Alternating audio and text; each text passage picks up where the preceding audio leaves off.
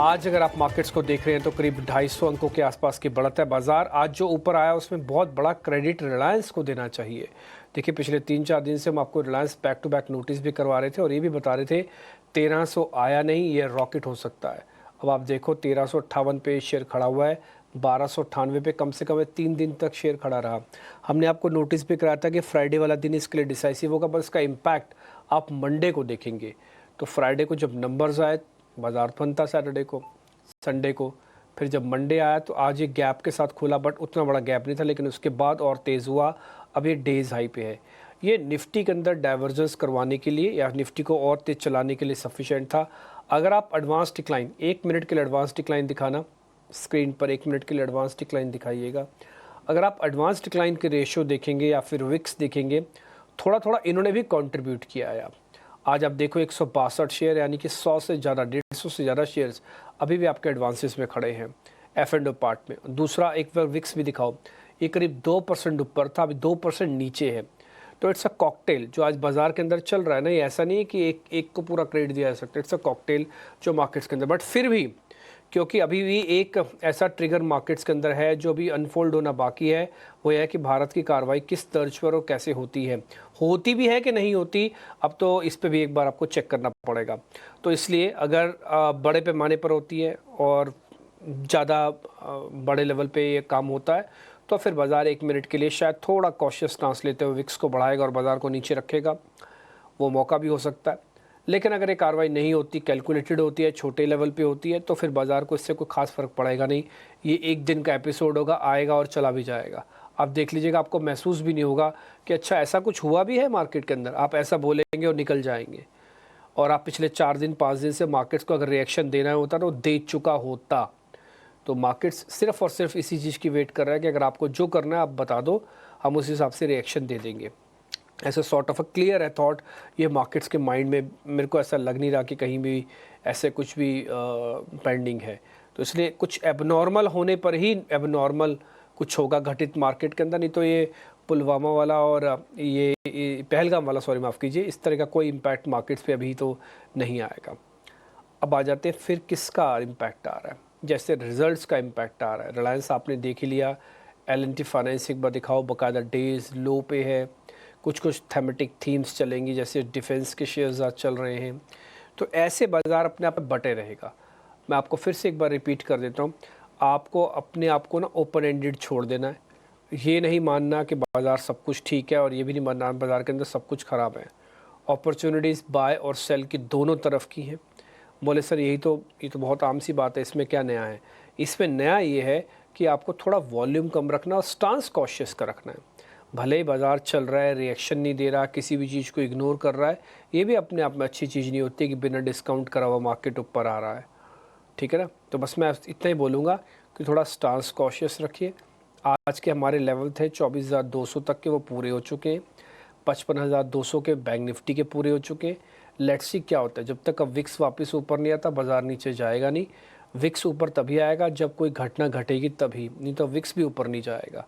ये सारी चीज़ें देखिए मैंने मोटा मोटी कनेक्ट करके आपके सामने रखता हूँ। बताने को बहुत कुछ है आपके लिए, लेकिन अभी भी मैं चाहता हूँ कि थोड़ा वेट करके आप सब चीज़ों का हम रखते चलेंगे आपके सामने, क्योंकि अजीत मिश्रा आज के हमारे मेहमान हैं, उनसे करेंगे बातचीत। चंदन तापड़िया का रिपोर्ट कार्ड भी आपको दिखाना है, वो भी दिखाते हैं, फिर अजीत सर से करते हैं बातचीत।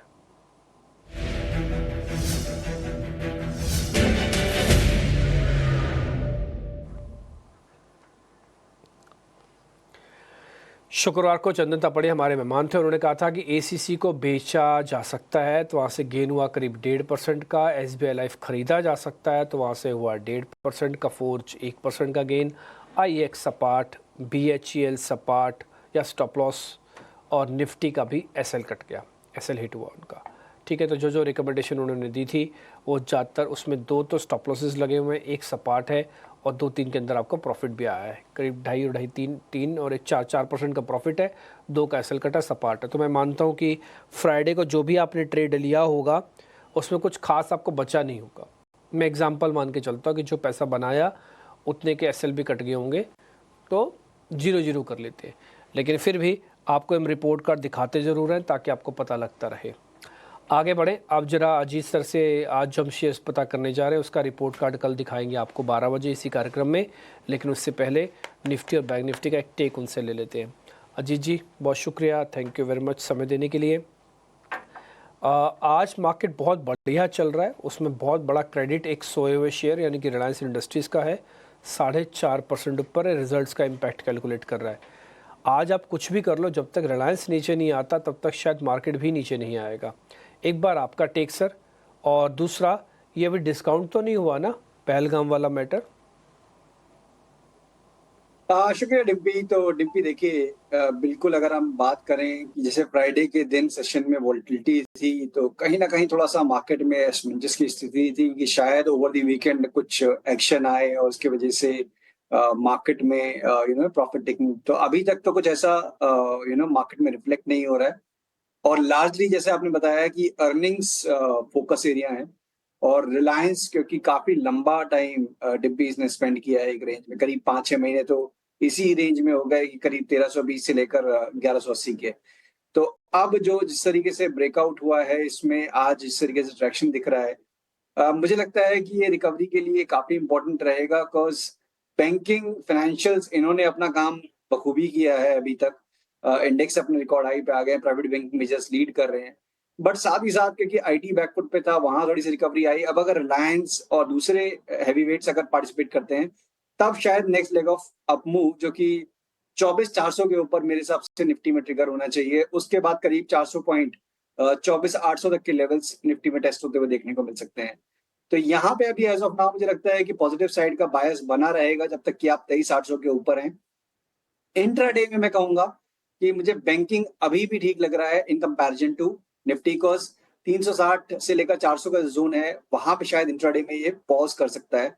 तो अगर किसी को प्ले करना है इंट्राडे के लिए या फिर 1 दिन के लिए, तो बैंक निफ्टी की 56,000 वाली जो कॉल है, करीब 860 के पास वो ट्रेड कर रही है। तो इसको लॉन्ग करने की रिकमेंडेशन होगी 740 के स्टॉप लॉस के साथ 1080 के टारगेट्स के लिए। 1080 का टारगेट है, 740 का स्टॉप। अभी भाव क्या है सर 56,000 वाली कॉल का बैंक निफ्टी का? 860। 860 ठीक है, 860 है तो 860 पे लेना है। 740 का स्टॉप लॉस, 1080 का टारगेट है। एक दो लॉट भी ले लेंगे तब भी काम चल जाएगा, ज़्यादा बड़ा पोजीशन ना भी रखे। 35 का लॉट हो चुका बैंक निफ्टी, तो ये बात भी ध्यान रखने वाली है। ठीक है जी, ऑप्शंस का ट्रेड आपके सामने भी आ जाएगा छप के। एक सामने की कॉल है 56,000 की कॉल, 860 में मिलेगी, 740 का स्टॉप, 1080 टारगेट है। ये आ गई आपके सामने 56,000 की कॉल। और आपको पता है इसमें वीकली होता नहीं है, बैंक निफ्टी सीधा मंथली वाला मैटर है। और इस बार डेज भी ज़्यादा है, 29 मई की डेरिवेटिव एक्सपायरी है और ये शुरू हो गया था 25 अप्रैल से ही। तो सीधा 29 दिन वो और 5 दिन ये, तो 32, 33, 34 दिन आपको मिल रहे हैं इस बार सीरीज़ के। सीरीज़ लंबी है काफ़ी ये, ठीक है। और लाइट भी आई है, स्टार्टिंग में ही काफ़ी लाइट है सीरीज़। चलिए देखते हैं आगे क्या होता है। ये कॉल आप अपना चाहे तो इस्तेमाल कर सकते हैं। अब हम सीधा शेयर्स पे आते हैं। ताज़ा खरीदारी वाले शेयर्स आपकी स्क्रीन पर आएंगे।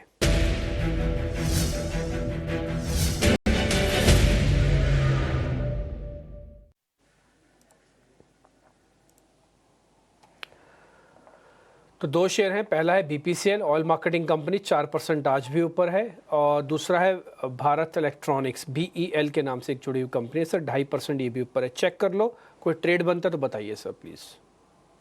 देखिए ओएमसीज में डिम्पी आज अच्छा रुझान है, और BPCL with in the space out perform कर रहा है। मींस गिरावट इसमें भी आई थोड़ी बहुत, बट अपने शॉर्ट टर्म एवरेजेस को होल्ड करता हुआ ही चल रहा है।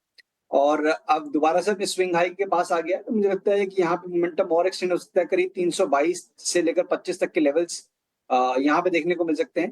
तो 298 के स्टॉप लॉस के साथ बीपीसीएल में आप लॉन्ग पोजीशंस बना सकते हैं। वहीं बीईएल कॉकरीज डिफेंस एज अ बास्केट काफी स्ट्रांगली हम देख रहे हैं ट्रैक्शन। यहाँ पे भी अच्छा ट्रैक्शन है, अपने एक ट्रेंड लाइन रेजिस्टेंस के पास ये बेसिकली अभी ट्रेड कर रहा है। बेसिकली लास्ट ट्रेडिंग सेशन से पहले वो उसके ऊपर ट्रेड कर रहा था। तो कहीं ना कहीं इसको रिक्लेम करने की कोशिश हो रही है। रिकमेंडेशन ये होगी कि यहाँ पे भी आप लॉन्ग साइड की पोजीशन को रखिएगा। 316 317 जो कि इमीडिएट स्विंग हाई था, वो एक टारगेट एरिया होगा। एक छोटा सा स्टॉप लॉस रहेगा यहाँ पे करीब 300 का।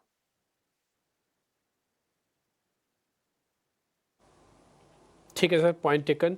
तो दोनों शेयर्स पे आपको ट्रेड एक कैसे मिला है आप अपनी स्क्रीन पर नोटिस कर लीजिएगा। लेवल्स वगैरह सब कुछ छप के आ जाएंगे। 300 का टारगेट है, कुल मिला के 17 रुपये का ट्रेड है ये। 17 में मिडल में शेयर खड़ा हुआ है, तो रिस्क रिवॉर्ड 1:1 का बन रहा है। आप इसमें चाहे तो देख सकते हैं। BPCL भी ऐसे ही है कुछ, टारगेट 325 का है और 298 का स्टॉप लॉस है, तो 9 रुपये जाएंगे, करीब करीब 15 रुपये तक इसमें आ जाएंगे। तो रेशो इसमें थोड़ी ज़्यादा बेहतर है। BPCL भी आप चाहे तो देखना चाहे तो देख सकते हैं।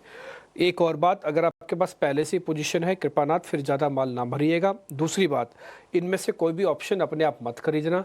तीसरी बात, अगर आपने शेयर नहीं लेना या आपको लग रहा है कि मैंने ले रखा है, मैं इसमें उल्टा ट्रेड कर देता हूँ, तो आप उसमें उल्टा ट्रेड ना कीजिएगा।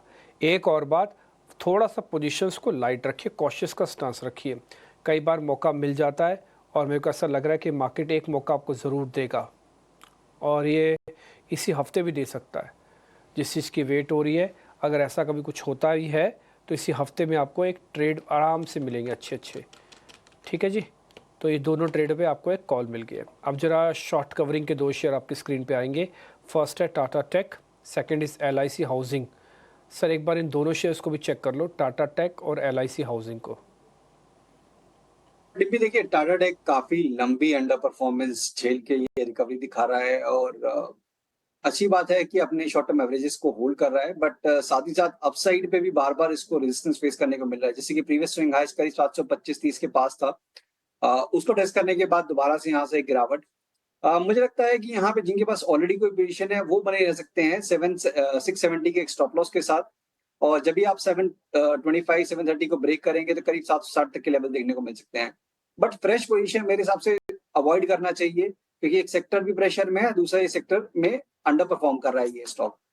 वहीं पे LIC हाउसिंग फाइनेंस की बात करें तो यहाँ पे डेफिनेटली एक पॉजिटिव ट्रिगर दिखता है, बिकॉज कहीं ना कहीं आपको एक रिवर्सल पैटर्न फॉर्म होता हुआ नजर आएगा। बॉटम पे अपनी मेजर एवरेजेस को रिक्लेम कर लिया है। यहाँ थोड़ा टाइम जरूर लग सकता है, बट एक्यूमुलेशन के पॉइंट ऑफ व्यू से यहाँ पे आप लॉन्ग पोजीशन बना सकते हैं। 580 का आपका स्टॉप लॉस रहेगा और करीब 1 से 1.5 हफ्ते का अगर टाइम होराइजन है तब 640 650 तक के लेवल्स देखने को मिल सकते हैं इसमें। ठीक है सर, पॉइंट टेकन है। तो इन दोनों शेयर्स पे भी आपको एक बार रिकमेंडेशंस मिल गया। लेवल्स आपकी स्क्रीन पे छपे हुए आ गए। जिसमें होल्ड है उसमें सिर्फ पुराने वाले लोगों के लिए है, जिसमें बाय लिखा है वो आपके लिए ट्रेड बनेगा। LIC हाउसिंग, तो टाटा टेक का लेवल्स उन्हीं लोगों के लिए है जिनके पास ऑलरेडी पोजीशंस है। वक्त एक छोटे से ब्रेक का हो गया, ब्रेक ले लेते हैं। तेज़ी वाले शेयर्स खत्म हो चुके हैं हमारे एंड से, तो मंदी वाले शेयर्स ब्रेक के बाद चेक कराएंगे। अजीत सर अपने ट्रेडिंग कॉल्स देंगे और अगर कुछ फिर भी पेंडिंग रह गया तो वो आपके सामने रखेंगे।